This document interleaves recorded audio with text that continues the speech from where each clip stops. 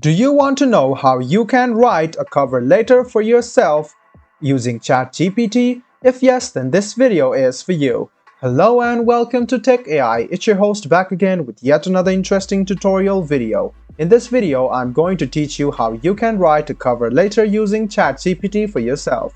Go ahead and open chatgpt.com on your Chrome OS browser and log into your account. What you need to do is give ChatGPT a prompt. So you can give a prompt like, can you write me a cover letter? So you can see that it will ask you, you can tailor it effectively, and you can give the specific information. So let's go ahead and search for a job in LinkedIn. Go ahead and open LinkedIn, and in a while you can see that there is a job option. Go ahead and click job, which is over here. And let's suppose I want to select a job, which is, let's suppose I want to select this job, and you can see there is a role description over here. And let's suppose let's copy this. Let's copy all of this, which is over here, and go to ChatGPT, and let's give it the prompt that this is the requirement for the company. Write me a good cover letter accordingly